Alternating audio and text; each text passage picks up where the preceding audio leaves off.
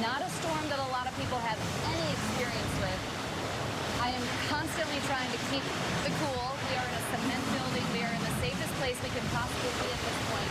But we are in that extreme wind warning with 130-mile-per-hour winds possible.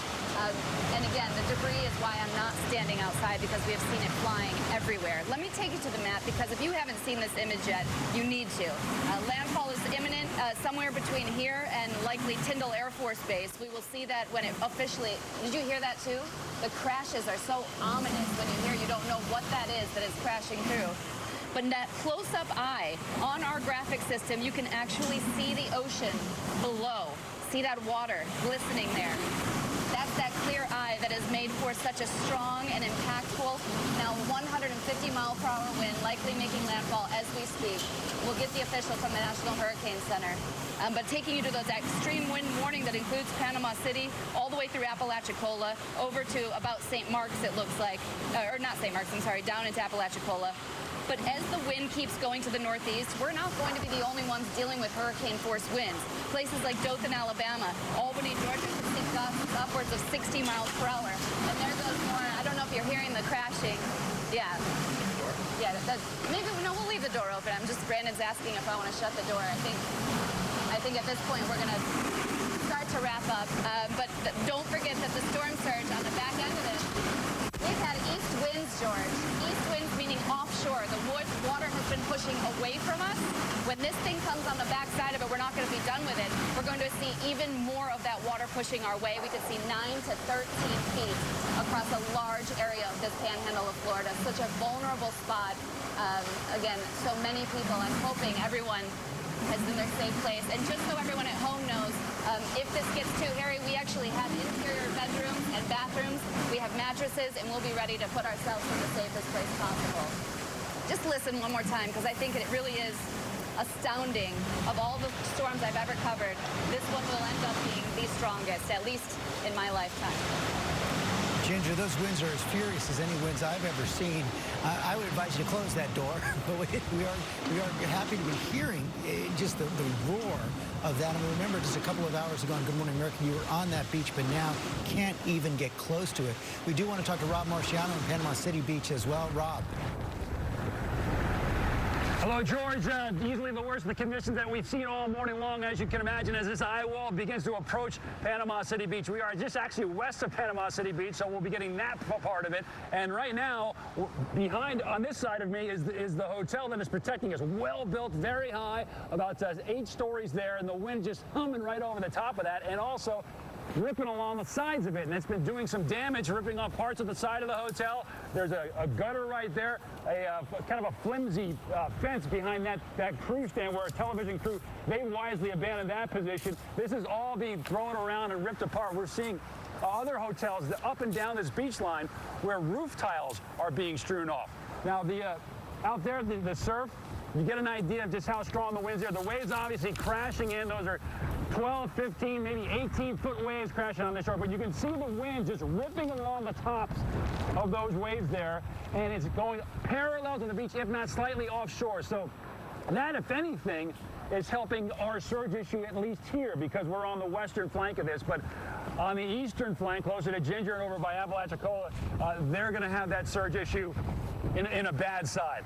Thing is moving really rapidly. The good news with that is that we will only be in this situation for a good 5 or 6 hours. The bad news with that is that it will hold its structure and its strength well inland, meaning folks in southern Georgia are going to see a Cat 1 or a Category 2 storm as this historic hurricane now makes landfall. More debris. My head a little bit on a swivel here. We'll go out to the street in just a little bit, George, to show you what the windward side of this storm is doing and the kind of debris it's throwing around there. We haven't seen anything other than emergency vehicles, and we haven't seen any of those in the past hour. So everyone right now is sheltering in place as they should, as the eye wall of Hurricane Michael approaches. Everybody's got to be inside. As you make your way over there, I want to bring in Sam Champion from Miami. And Sam, you know, we saw how furious those winds are right there. Earlier today, I was talking to Brock Long, the head of FEMA, and he said this is a hurricane of the worst kind. What did he mean by that? Well, you know, when you get into this category, George, there are very few storms developed to be Cat 4. This is a strong Cat 4. Remember, if you're talking about winds about 150 miles an hour, just 156, you start to get to Cat 5. So very few storms get into this rarefied territory of being the worst storms in history, and this is one of them. And you'll remember that we were prepping people for a Cat 3 storm with this. And then even yesterday, when I started looking at the notes, I thought, you know what? There's really no reason this thing can't continue to strengthen. The Gulf has everything a storm needs to get stronger. There's no shear fighting this storm. There's no weather system fighting this storm. It's got warm water above 84 degrees right below it. The only thing that could influence this storm in any way is the shallowness of the water close to the coastline in the Gulf. And this storm is so strong already, George, it's barreling right through that. So this is going to be one of the worst storms, not only for this part of Florida in history, but destructive as well. Let's show you a little bit, George, about what's happening with the eye, the center of this storm. Now, I often call landfall on a storm when the eye wall itself makes connection, because that's what people feel. That's what, when people are hunkering down in their homes, they know when that eye moves on shore. The Hurricane Center calls the connection when the center, the lowest pressure of the storm, and that'll be right in there, when it makes connection. So they'll say the official landfall of this storm is when that center of the storm moves on. But I'll tell you, George, what people are feeling right now, from where Ginger is in Mexico Beach all the way into Panama City, they're feeling the worst part of this storm, that eye wall. Now, oh, go ahead, George. Well, I was just going to say, Sam, why did this storm crop up so quickly? George, this is kind of what happens with a Gulf or a Caribbean forming storm. When we have a storm that forms way off the coast of Mexico, off the coast of Africa, and we watch those things move across the Atlantic like we did with Florence, we have plenty of time to say, look, here's a storm. We have weeks, or we have days and almost a week to talk about that storm. This storm formed Saturday. It kind of spun up very quickly down in the warm waters, you know, south of Cuba, by the Yucatan Peninsula. And so we didn't have a lot of time to talk about the storm because that's when the storm developed. The Hurricane Center is looking at everything, and we've got Nadine out there in the Atlantic right now. We've got another one to talk about in the Atlantic. But when you're looking at this, George, it's only because we've got very quick time to develop, 2 or 3 days max before they make landfall. Okay, Sam, stand by, because I want to go back to David. You've got something happening down there in Panama City, David? Yeah, in fact, exactly what Sam just talked about. We are seeing the brunt of the most dangerous part of the storm begin to move in. And I want to underscore what we heard Sam just point out. You know, I was talking to the hurricane hunters who flew beside the storm and over the storm over the last 24 hours, and that was their main worry. Exactly what Sam said. In this hurricane, in its trip to get here, traveling over those warm waters of the Gulf, and no other steering mechanisms to sort of stop it, to knock out some of that power. It had a clear run right for the Florida Panhandle. I want to show you something in between these bands, which are getting pretty heavy here, as you can probably see at home. A number of trees have now come down around us, and we've seen a couple of power lines come down, and you see the sort of the explosion, the transformer fire in the moment. They sound like mini explosions throughout the neighborhood as the power now goes out. You see over my shoulder here, you get an idea of just the sheer strength of the outer bands of this hurricane. And as you've been pointing out, we're dealing with a Category 4, 150 miles per hour. That's just a few miles per hour shorter than what you'd need for a Category 5. This is history here in this part of the Florida Panhandle. They have not encountered a hurricane like this in forever in this particular part of the Panhandle. They've dealt with Category 3s, but nothing like this. And in fact, we heard from the FEMA administrator this afternoon, who talked about the construction, which of course is always a concern when these hurricanes arrive. He brought up the buildings, that many of the buildings that were built prior to 2001 are designed to withstand a Cat 3. He also pointed out that for the families who did not get out of here, did not heed the warning, and keep in mind with this hurricane, it's been on our radar for a couple of days now, but we certainly didn't have the amount of time that we had with Florence to prepare and get families out. But for the families who stayed, he said, time has clearly run out, and now the hurricane is here. He told them just a couple of hours ago to seek shelter, to get within a stairwell or within a hallway inside the building. And for viewers watching us right now, we always get the tweets, and I really appreciate them. I just want you to know that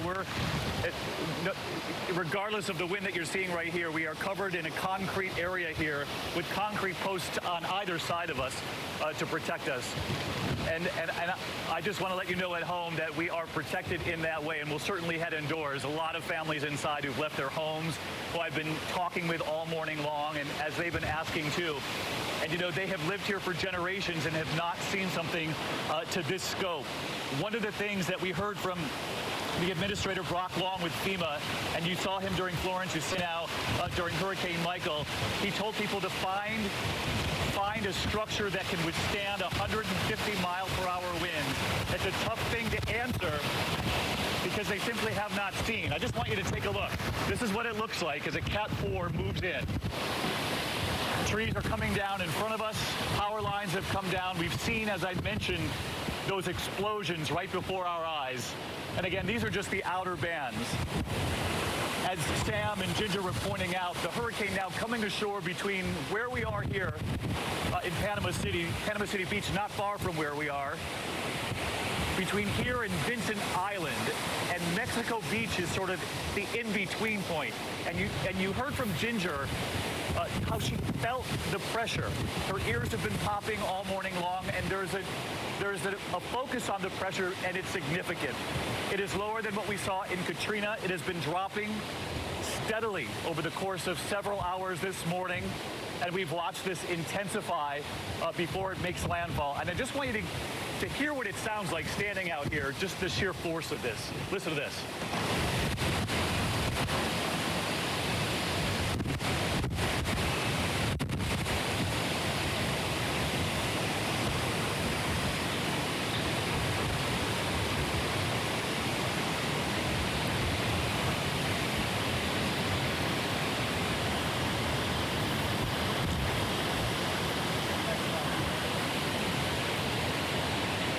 Extraordinary to witness firsthand, and one of the things I have to say that in being here for the last 24 hours, we did notice there were very few people left on the beach, very few people out, even in these final hours before the hurricane. An extremely good sign, given the fact that they did not have a lot of time to prepare for this one.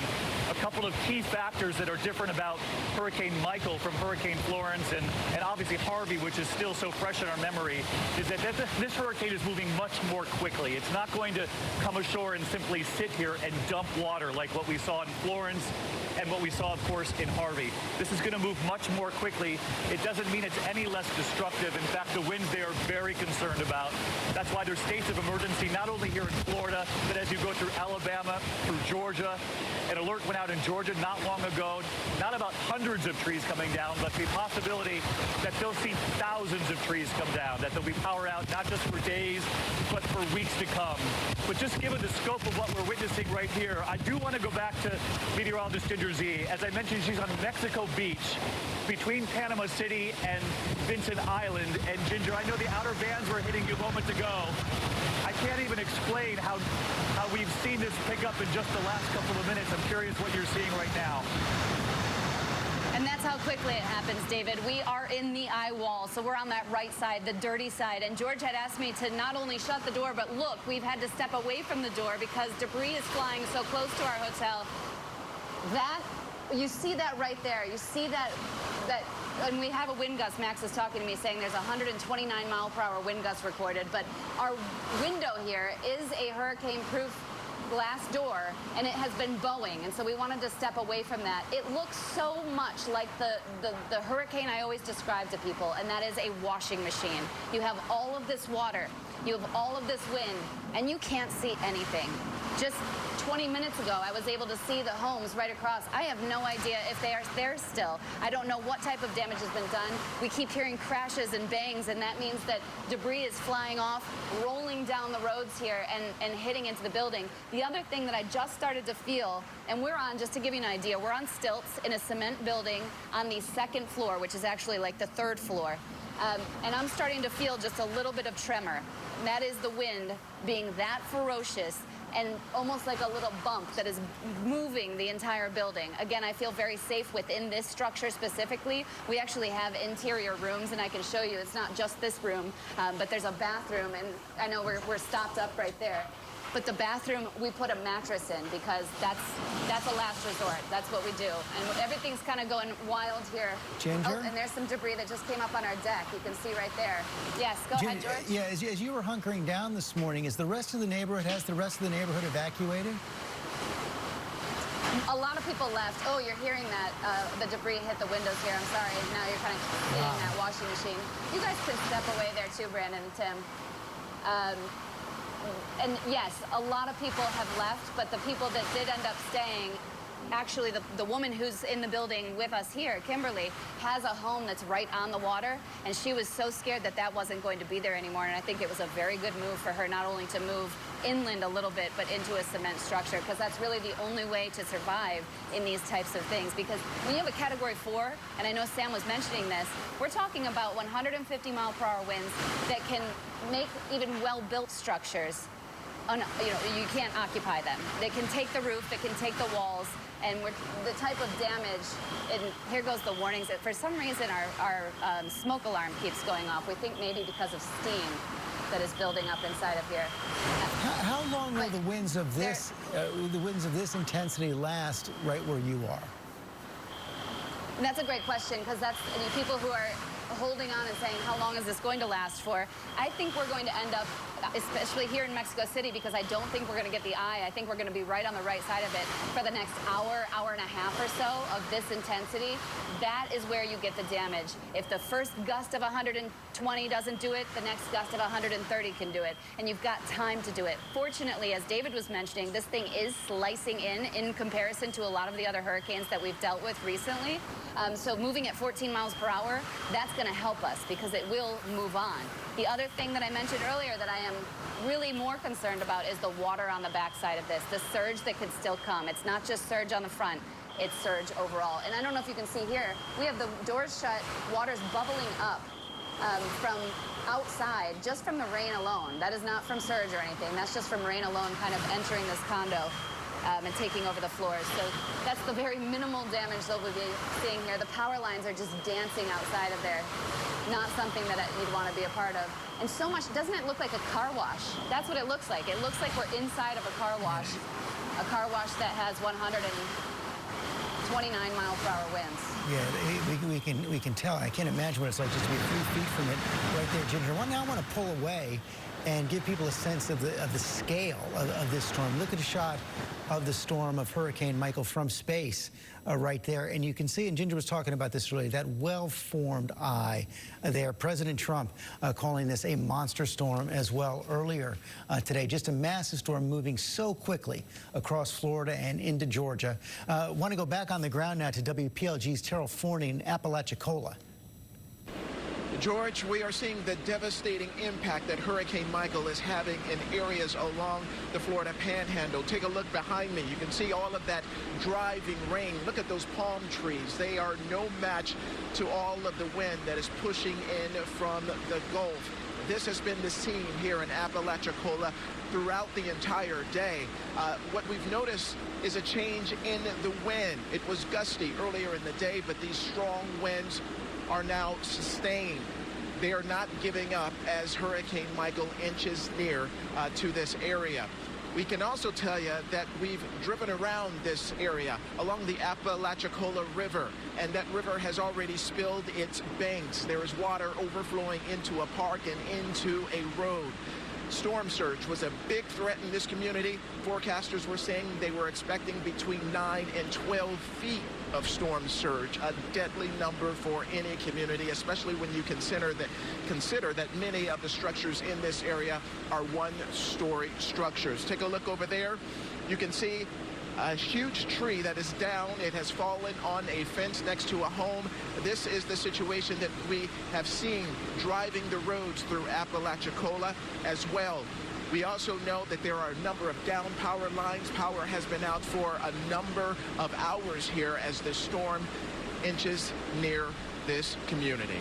George? It is closing in. Terrell, thanks very much. I want to go to Washington now. Kenneth Moten at FEMA headquarters, where they have been going around the clock as it preparing for this storm. And Kenneth, we already heard Brock Long in the briefings earlier today saying his biggest concern is people didn't have enough time to get out. Not enough people got out.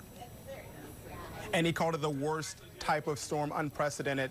Words you don't want to hear from someone in that post, George. But this is a massive federal response. As you just mentioned, FEMA Administrator Brock Long, he was at the White House updating President Trump. He just returned here to FEMA headquarters to the Nerve Center for this massive federal response to hold an interagency call with local and state officials in the Southeast.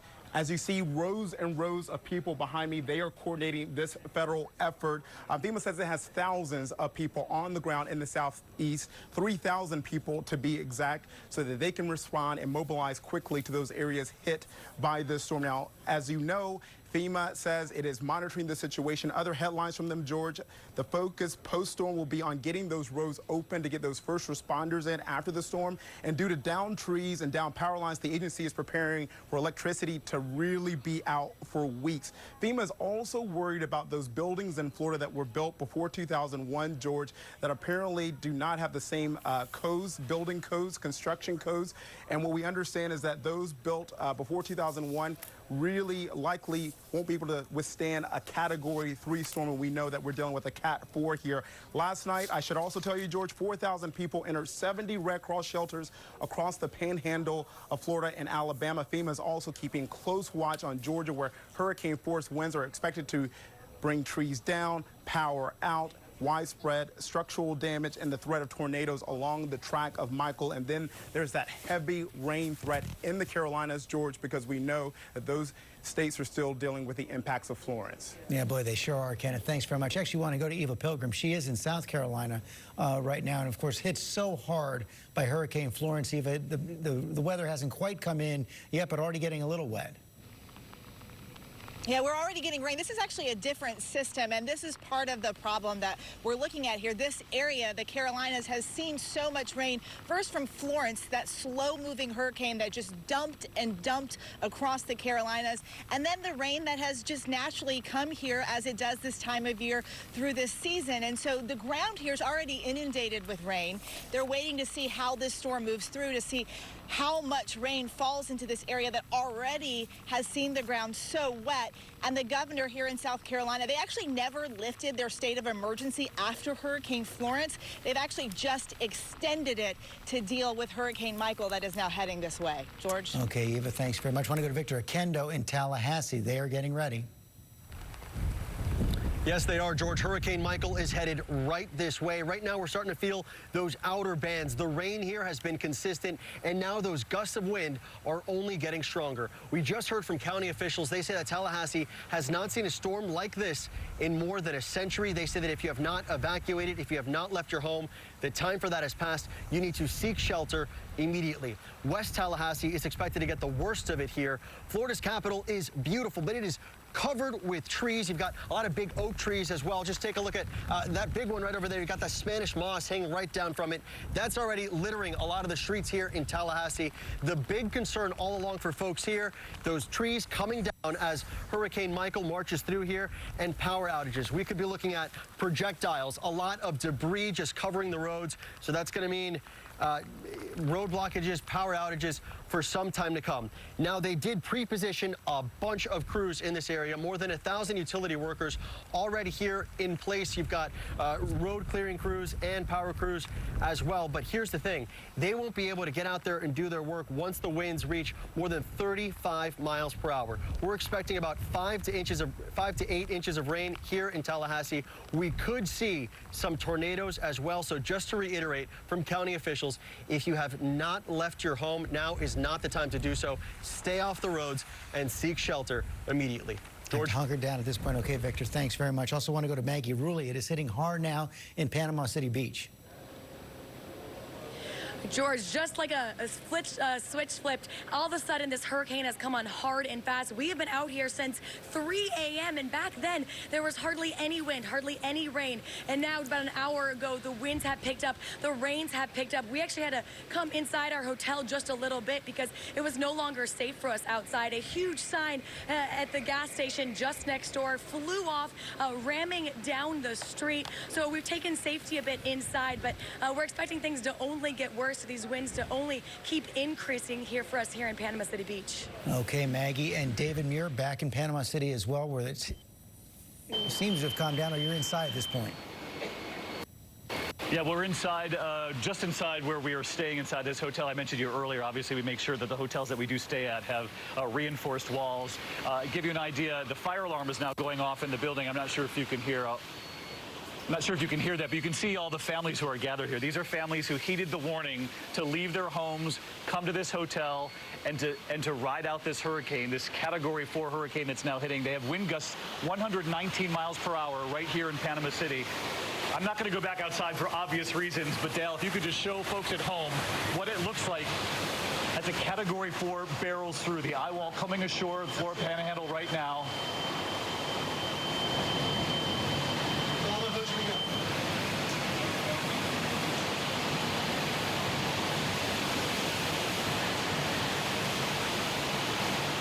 Obviously just an extraordinary thing to witness, the power of these hurricanes and the fact that this one is really the size and scope of nothing they've ever seen before in this part of the Florida Panhandle as it whips by.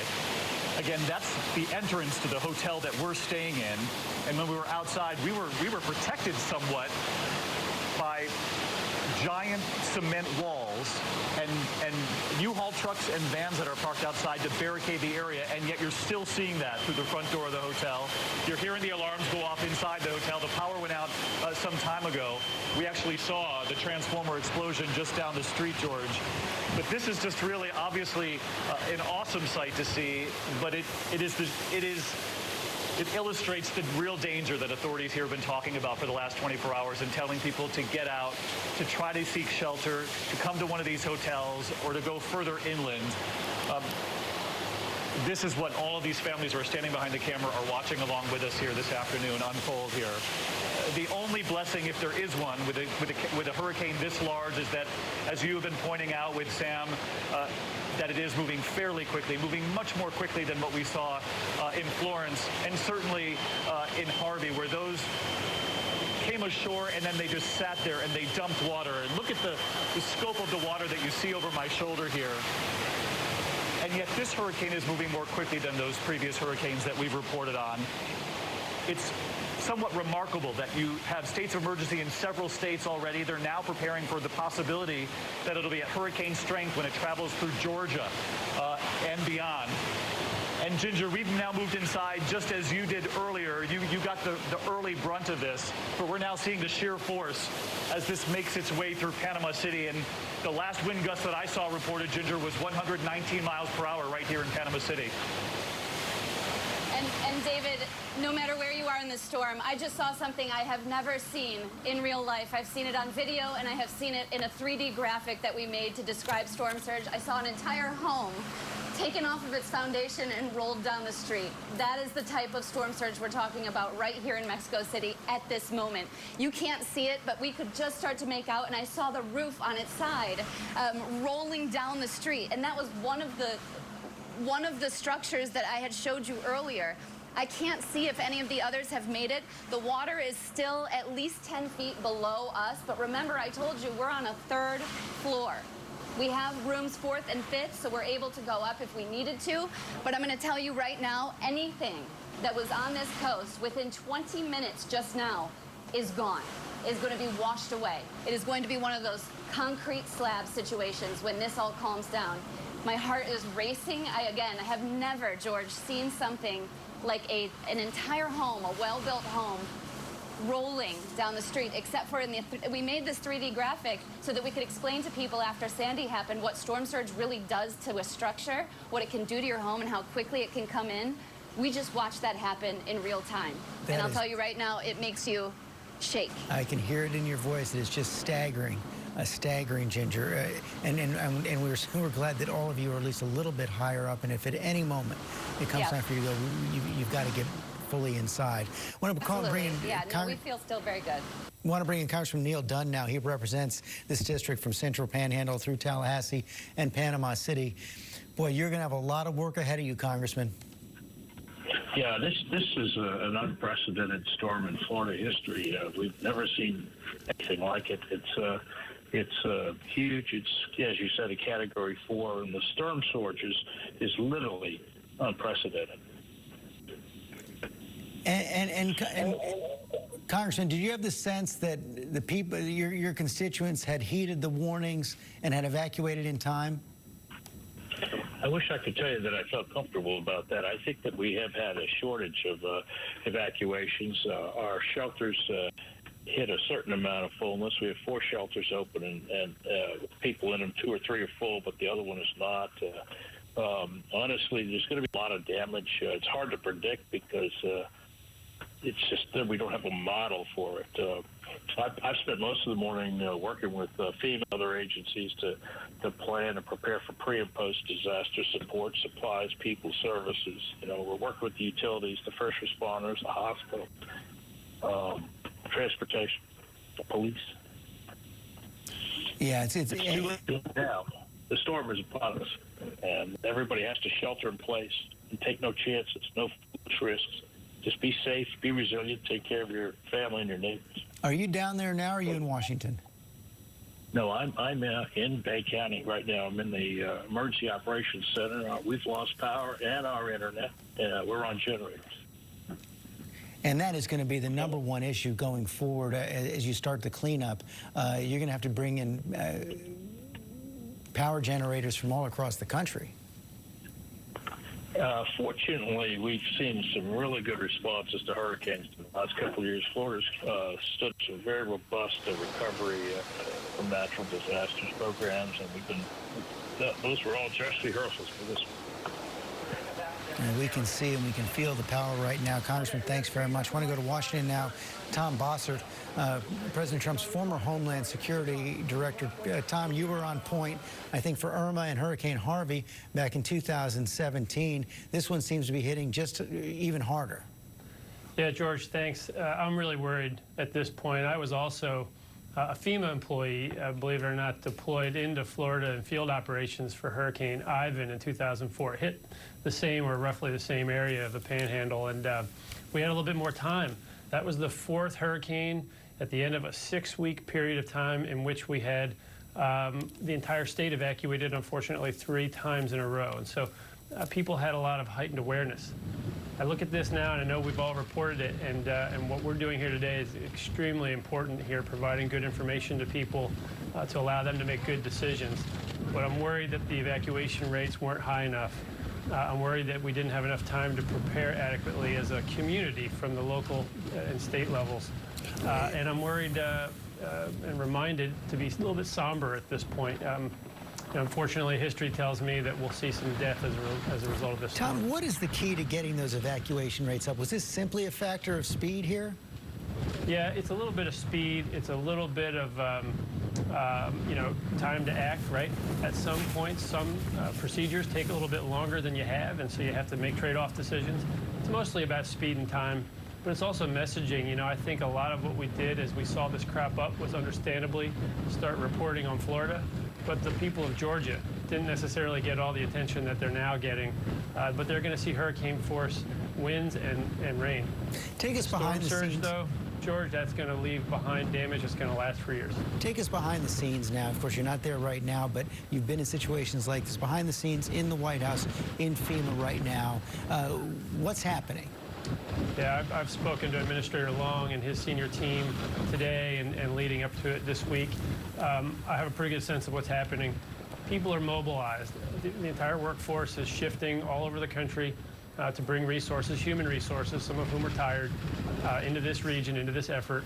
People are getting into their battle rhythm of 24-hour operations, 12-hour shifts and operation cycles and periods where they do planning and so forth. But right now, as we sit here, it's a messaging game and a little bit of a waiting game. Everything that we could do is pretty much done, and now we have to wait to kind of let the dust settle and get in as quickly as possible. Can't go in until the storm passes. Okay, Tom, thanks very much. I want to go back to Sam Champion in Miami. And Sam, what should people who are in the middle of this right now caught, what should they be doing? Hey, George, we want to get people ready. I do have a headline for you right now, and this is very important information just came in.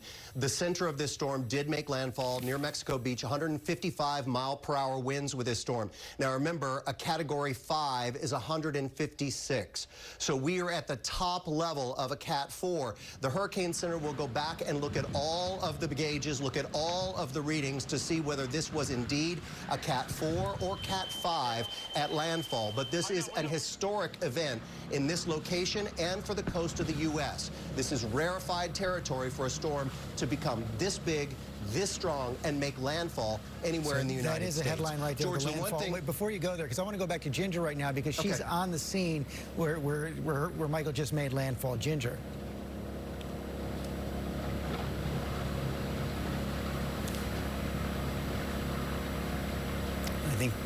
I think we may have lost Ginger. David Muir, are you there?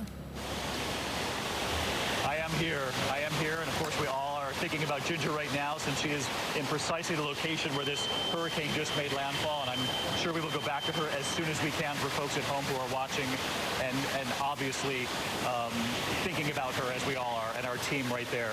Looking out this window right here, this is the hotel we're in Panama City. We are not far from where Ginger is. Winds are now gusting here at 129 miles per hour. The SUVs that you can sort of see through that front door, we're not standing out there because there are significant pieces of debris and parts of buildings now ripping off of the building and flying through the air. So we've stepped inside for obvious reasons. But those SUVs were literally lifting somewhat right out of the air. You can see the front end of that SUV on the left just bobbing in the wind as huge pieces of rooftops literally fly past the front window. You can hear the alarms going off in the background here. And Dale, I want to show folks at home these windows on the right-hand side. When you talk about construction, and obviously the codes have changed as we've seen the ferocity of these hurricanes through the years, but this window is an example of testing storm-proof windows. The management here at the hotel told us that this was up to code, but you can see the water coming right through the window, and you can see the window sort of buckling in the wind. It's a real test of infrastructure all throughout Florida's Panhandle. And down on the ground here, Dale, you can see these are parts of the building, the cement that's come off the side of the building. You see that there on the floor. All of this as we learned that the radar in Tallahassee has now come offline, and we're not getting any more weather information. That's one location where it's simply been overwhelmed by the weather. I don't want people to be alarmed by that fire alarm. It's simply a signal that the power has gone out inside the hotel where so many of the families here in this community have come to seek shelter, as we report here too. I just want you to hear the wind right outside this doorway. Just take a listen to this.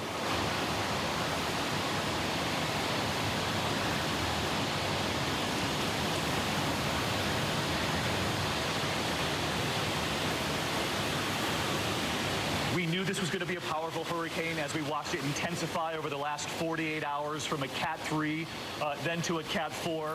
And as we just heard from Sam Champion, when it made landfall, and of course they will go back and they will study this, it made landfall 1 mile per hour less than a Category 5 hurricane. The fact that it was a Category 4 already made history here, but this notion that it was almost as powerful as a Cat 5 is simply stunning here. I want to get back to meteorologist Rob Marciano, who's also down here, Rob. And as we await to hear from Ginger, just describe for us, if you will, what you're seeing right now. Okay, we're just west of your position, a little closer to the beach. We were just on the beach, and we said we would take you to the other side of the street, the windward side, if you will, as this storm now makes landfall and the winds beginning to shift. We are in about on the second floor of a parking structure, an open-air stairwell, so you can get a sense of just how ferocious these winds are, looking down the parking lots here off the main strip, and the main strip, the two-lane highway there, that is all but desolate as debris continues to swirl past us. You can hear that roar that David mentioned, whistling through parts of this parking structure. But you also hear, and then see from time to time, shingles and sheet metal being ripped off different structures. Obviously, the structures that are quite made as well, they're the ones most susceptible. Well, we've seen everybody take a hit, every building here take a hit of some sort.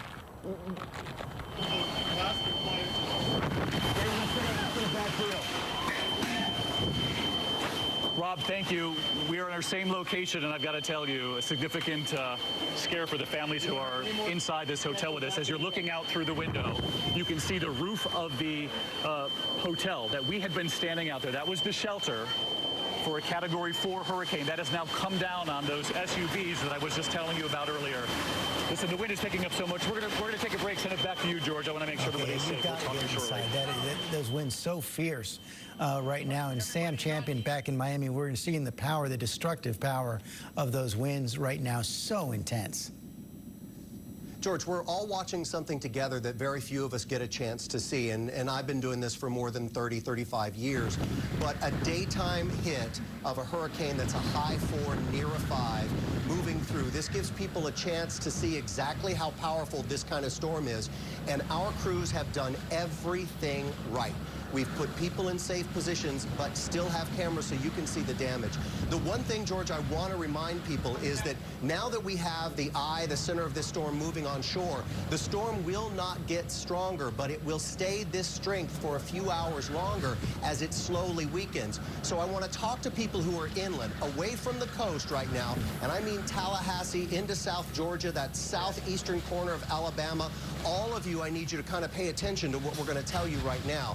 Because as this storm now moves away and you're away from the flooding, if you have no connection with this storm surge and you're far enough inland, then what I need you to do, if you're with your family and you have information about what's going on, when this wind picks up like this and gets this strong, we will have 90 to 110 mile-per-hour winds well inland, in Tallahassee, also in Georgia, and that little corner of Alabama.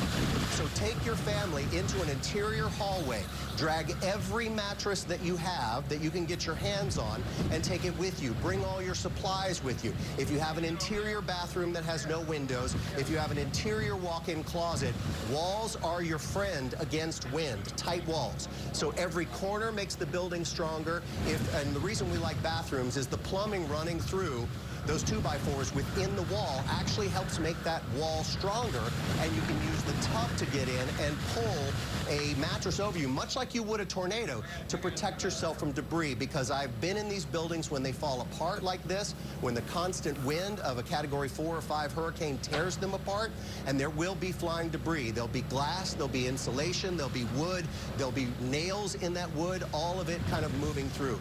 So you want to put yourself in your home, an interior hallway, that walk-in closet, that bathroom, put everybody in with all your supplies, and stay for the duration. And this storm will be with you from 6 to 10 hours. And Sam, I should say, that's exactly what Ginger has done. You know, we went to Ginger a few minutes ago, and we had lost her, and we couldn't hear from her. But we have now heard from her. Even though she's lost in her crew, they've lost the ability to broadcast. But as she's telling us now, she is safe. Wanted to make sure everybody knew that as well. And Sam, you're giving good information to the people who are in the path of the storm right now. As we see that map right there, it's going to be several intense hours ahead for everybody in the path of Hurricane Michael, because it's, as you were saying, it's going to kind of keep its structure as it moves quickly. Yeah, this storm was very powerful, and it was kind of operating on its own. It didn't need to feed on the shallow waters of the Gulf. When you have a system that's a 4 or a 5, it just spins on its own, and it takes a long time to unwind it. So we will have this 3-4 in inland areas of the Florida Panhandle now. So Tallahassee and cities like that will be seeing exactly what we have with the winds. They just won't be facing a lot of the storm surge, and Georgia needs to know that too. But this storm is very different from the storm that we just broadcast a few weeks ago in Florence, when we're talking about it being a wet storm and a flooding storm.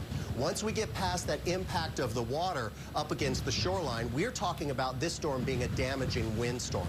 So you really have to put yourself in your home and in any building you're in a secure location. One thing I want to tell you about hurricane-proof glass. The glass itself, that pane of glass, you can take a baseball bat and you can hammer it. It will not shatter to about 130+ mile-per-hour winds. But what seals the window to the building is not hurricane-proof, and those windows can often come out. So I don't want you to have the safety that if you're standing by hurricane glass watching this, you can watch it. George, you can't. No, you cannot. Good counsel there, Sam. Thank you. I want to go back to Rob Marciano on Panama City Beach as we see so much debris being thrown around by those winds. Rob. George? Hi, guys. Sorry about that, George. My earpiece getting filled with water, as you can imagine. The amount of rain now coming out of these clouds and blowing sideways, slapping me in the face, and just filling my ear canal with water. We're on the other side of this parking structure on the ground level, obviously. Look at that. Someone commuted to work on a bike, and they may be one of the folks at our hotel who are not going anywhere anytime too soon. Wanted to give you this vantage point. And again, we're somewhat protected by this structure here, so the wind's not nearly as ferocious as they would be if I were to step out in a more precarious position about 30 feet or 50 feet that way. Every once in a while, we get these puffs. And I think Sam mentioned it. Along this eye wall, there are little vortices as it wobbles inland that have these puffs, if you want to call it, euphemism, that are really intense. It can easily knock you down. Those palm trees, check it out, how they are bending in this breeze of full-on hurricane strength. They are not coming down. There's a reason that palm trees are in the tropics, because they can take this wind. But when this storm gets a little further inland, after your neck, boy, they got some tucked trees that are tall. Pine trees as well. And they're going to come down. So we've got that 1-2 punch happening with this. But this, I've been in the western eye wall of a couple of storms, one actually notable. Hurricane Ivan back in 2004 also came in this area a little bit farther to our west. And this side of the eye wall, I can assure you, is not any more fun than the other side. It is brutal here, and we're in this for another good couple of hours, George, and then the wind shifts, and we've got a whole other set of issues which we'll bring it to you live. And daylight, as Sam mentioned, it's an unusual event that you, the viewer at home, get to witness the power of Mother Nature firsthand. It is coming in so strong, so fierce. Want to go now to Ken Graham, the director of the National Hurricane Center. And Ken, what is the most important thing you want people to know about this hurricane right now?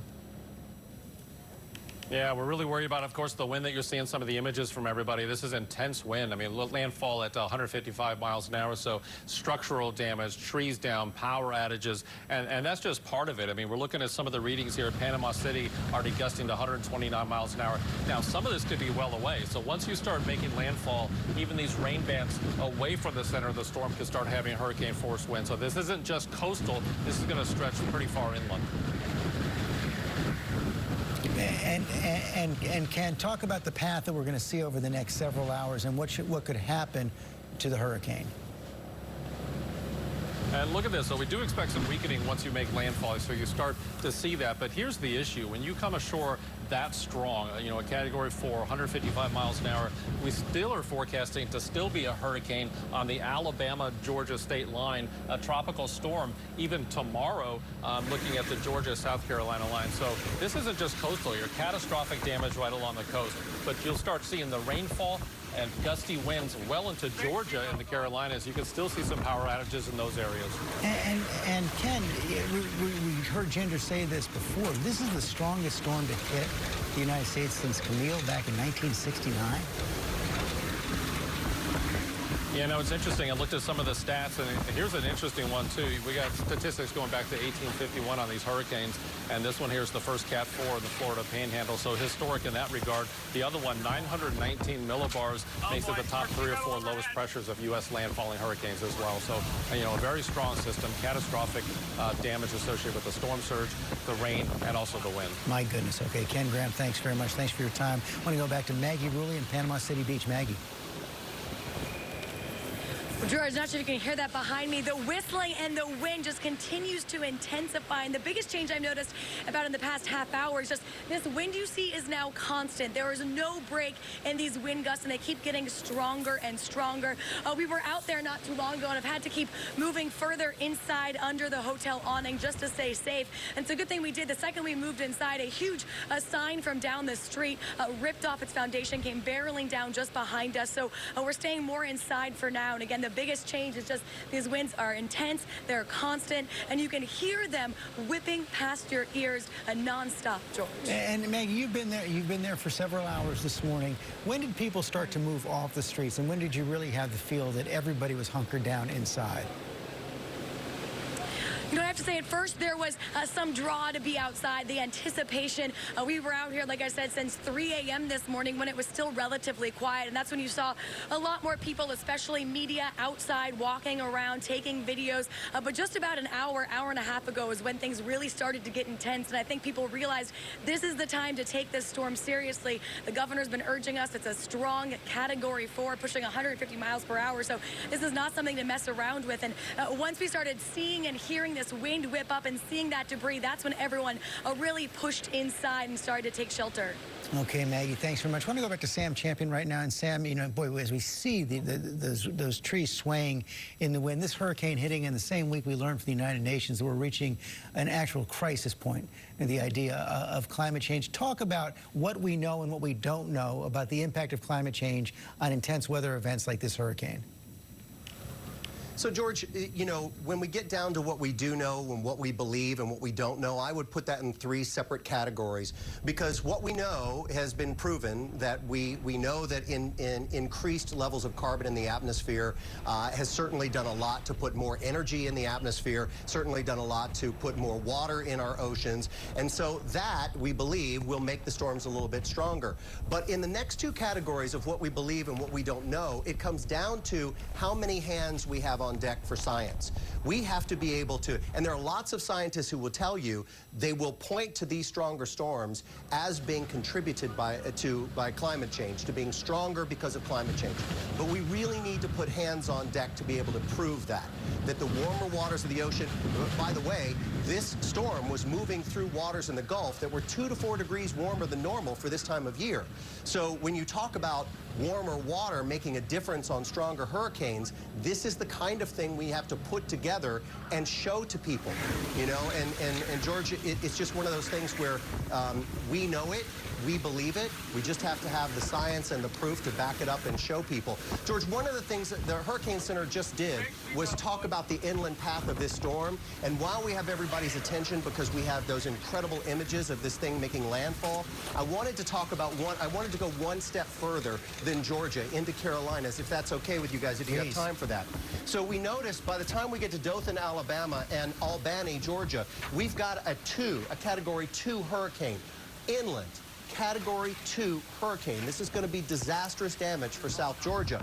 Then the other thing, we're going to watch that cruise through Georgia and get into South Carolina. And at that point, we have about 45-mile-per-hour winds with the center of this storm. It's a tropical storm, an inland tropical storm in South Carolina and North Carolina, dumping 6 to 10 inches of rain in the same areas that flooded with Florence. And I wanted to give those people a heads up on that, George, happening Thursday into Friday for them. Yeah, this storm is not nearly done. Okay, Sam, thanks very much. I want to go back to David Muir in Panama City Beach, where we've already seen so much destruction, David. Yeah, just extraordinary, George, to put this in perspective. As you've been likely saying, we were in sort of a stairwell here, a brick fortified stairwell with so many of the families that I showed you earlier. But then to emerge and be able to see the email again, 3rd strongest hurricane to hit the U.S., not since Hurricane Camille in 1969. Everybody here on the crew, everybody is safe. I just wanted to share that with you. But I also wanted to give you an idea. This is what we had showed you earlier. The front end of the hotel coming straight down. That was where, obviously, we had been reporting earlier in the special, and you can see that roof down on a number of cars that were out there. Those were some of the SUVs that were parked there on purpose, so that it would sort of protect the team as we were reporting early on. But you could feel this, George, as the hurricane grew closer, and you can actually still see through the window over there just the ferocity. And David, the families that you're hunkered down with, that is whipping by. The families you're hunkered down with, do they have any idea yet what's happened to their homes, or is it way too early to know? Yeah, I think it's just absolutely impossible. And in fact, when we were in the hallway with many of them, we couldn't even get out on our cell phones. It just gives you an idea of, you know, when we're in the middle of these natural disasters, the cell service immediately goes out because everybody is competing for what little cell power there remains. Actually, we're just going to back up a little bit from this door. You can actually sense when the pressure changes inside the hotel. You can see it in the rattling glass, but you can actually feel it and you can hear it too, George. The wind, it's just incredible. And I see those outer windows that, you know, we were told were up to code. They're actually buckling somewhat, and we'll have to see if they're able to withstand this hurricane before Michael's actually done passing through. I should tell you, George, you did ask about the families. So many of them, when they saw us back away and move into the stairwell, they too went into hallways on the interior part of the hotel. A lot of them are in the hallways here, and which is the smart thing to do. They have been following the advice of people here in the hotel and managers, and when they were told to seek safety in the hallways, they did. And we should mention that, this morning, with just a few hours left, we heard from the administrator at FEMA, the head of FEMA, saying that the time to leave was over. We heard from Rick Scott, who said this hurricane can kill. And in fact, we know it already did long before it made landfall here in the U.S. It was responsible for a dozen or more deaths on its way here. So let's just hope with what we have witnessed here today, which is, quite frankly, and I've covered many of these hurricanes, something I haven't seen before. And David, you could say we know now this is just the beginning. The cleanup effort here is going to be massive. It's going to take days and weeks. Oh, there's no question. Even when we were still outside, George, to see the number of trees that came down within the first 15 minutes of just the outer bands of this hurricane arriving, and the power lines, they came down immediately. The power went out in the hotel. And it's important for folks who are watching this unfold at home that we have not forgotten about Alabama and Georgia. They are in the path of this storm next. The hurricane is going to be moving very quickly, unlike what we saw in Florence. And there's a significant worry that the power could be out for days, if not weeks, where this hurricane is headed next, even when it's done.